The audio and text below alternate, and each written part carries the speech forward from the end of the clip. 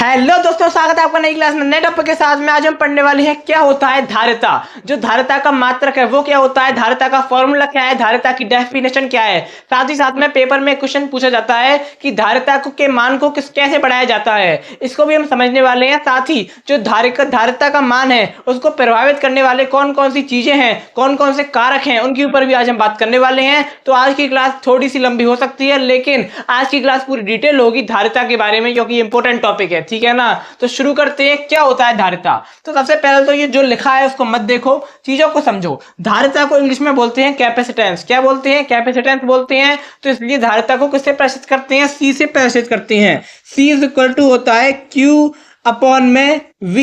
अब यहां पर Q क्या है भैया? तो Q है आवेश। Q क्या है? Q आवेश है। Q क्या है? Q आवेश है, आपको याद हो जाएगा। V क्या है? V विभव है। V क्या है? V विभव है। V क्या है? V विभव है।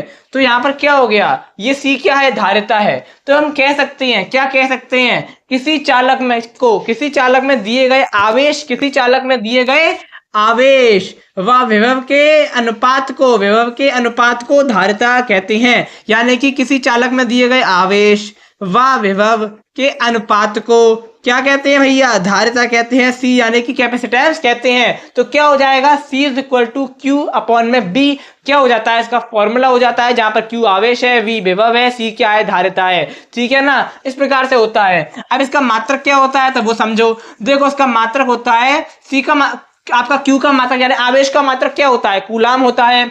आपका विभव का मात्रक क्या होता है? वोल्ट होता है। तो इसका मात्रक होता है कूलाम प्रति वोल्ट। क्या होता है? कूलाम प्रति वोल्ट, या फिर फेराडे, जो फेरड होता है, फेरड, ये भी इसका मात्रक होता है। फेरड नाम, ये वैज्ञानिक के नाम पर क्या रख दिया है? फेरड रख दिया है। ठीक है ना। तो ये होता है आपकी धारिता। इसको किससे प्रदर्शित करते हैं? सी से प्रदर्शित करते हैं। अब डेफिनेशन पढ़ लो, जो मैंने आपको बताया वही डेफिनेशन में लिखा है। क्या लिखा है? किसी चालक को दिए गए आवेश विभव के अनुपात को क्या कहते हैं? धारिता कहते हैं। किसी चालक को दिए गए आवेश और विभव के अनुपात को क्या कहते हैं? धारिता कहते हैं। क्या कहते हैं? धारिता कहते हैं। यानी कि कोई इसमें लंबी चौड़ी चीज नहीं है। जो हम बोल रहे हैं वही हम लिख रहे हैं, जो हम लिख रहे हैं वही हम बोल रहे हैं। ठीक है ना। तो चीजों को मतलब ऐसे याद किया करो। ठीक है ना। तो चीजें आसान बन जाती हैं। तो ये आपका क्या हो गया? धारिता का फॉर्मूला हो गया।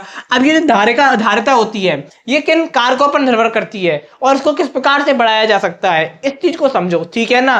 तो देखो, जो आपको पता होना चाहिए, एक फॉर्मूला होता है C is equal to A के एप्सिलॉन 0 अपॉन में D। ठीक है। अब यहां से जो एप्सिलॉन 0 है वो क्या है? नियंत्रक है। तो उसको हम हटा देंगे। तो यहां पर क्या रह जाएगा? C is equal to A के अपॉन में D। अब समझो, अब क्या समझो, जो धारिता है वो समानुपाती होती है ए यानी कि एरिया यानी कि क्षेत्रफल के।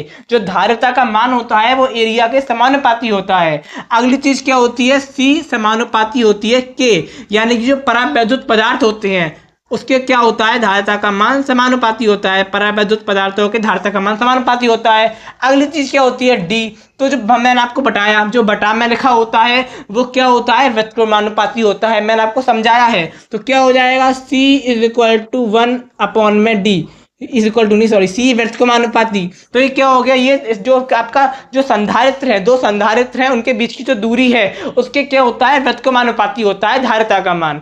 ठीक है ना। तो ये क्या होते हैं? कुछ कारक होते हैं। क्या कारक होते हैं? जो धारिता है वो क्षेत्रफल के समानुपाती, धारिता है परावैद्युत पदार्थ के समानुपाती, धारिता है दो संधारित्रों के बीच की दूरी के व्युत्क्रमानुपाती होती है। ये क्या होते हैं? कुछ कारक होते हैं। इनको आप लिख सकते हो, लिखना चाहो तो। ठीक है ना। वरना आपको मैंने समझा दिया है, ऑटोमेटिक चीजें समझ में आ गई होंगी। अब समझो कि धारिता को किस प्रकार से बढ़ाया जा सकता है। पेपर में क्वेश्चन पूछा गया है। मैंने पिछले साल के पेपर में देखा कि धारिता के मान को किस प्रकार से बढ़ाया जाता है। ये क्वेश्चन आपके पीवाईक्यू में बार बार पूछा गया है, तो आपको पता होना चाहिए। ठीक है ना। तो समझो कैसे बढ़ा सकते हैं। यहाँ पर क्या लिखा है? धारिता का मान क्षेत्रफल के समानुपाती होता है। यानी कि अगर आप अपना क्षेत्रफल बढ़ा दो तो धारिता का मान बढ़ जाएगा। परावैद्युत पदार्थ बढ़ा दो तो धारिता का मान बढ़ जाएगा। आपके जो दो प्लेटों की दूरी होती है, संधारित्र की दूरी होती है, उनके व्युत्क्रमानुपाती होता है। यानी कि जो दो प्लेटों के बीच की दूरी है उनको घटा दो तो क्या हो जाएगा? धारिता का मान बढ़ जाएगा। तो आप कह सकते हो कि जो आपका क्षेत्रफल होता है उसको बढ़ाने से धारिता का मान बढ़ता है, परावैद्युत पदार्थ बढ़ाने से धारिता का मान बढ़ता है, दो संधारित्रों के बीच की दूरी को घटाने से धारिता का मान बढ़ता है। तो आपको पता चल गया होगा कि क्या होता है, किस प्रकार से बढ़ता है। तो आशा करता हूँ कि आपको समझ में आ गया होगा। कुछ नहीं है, बहुत ही ज़्यादा आसान सा है और धारिता में कुछ नहीं है, C = Q/V है। ठीक है, तो इसका फॉर्मूला है, इसका मात्रक क्या है, आपका Q का मात्रक आवेश है, V का मात्रक वोल्ट है, तो कूलम प्रति वोल्ट इसका क्या हो जाता है, मात्रक हो जाता है, जिसको हम फैराड भी कह देते हैं। तो आशा करता हूँ कि आपको समझ में आ गया होगा। अब मैं आपको मिलूंगा एक और नई क्लास में नए टॉपिक के साथ में, तब तक के लिए जय हिंद, जय भारत।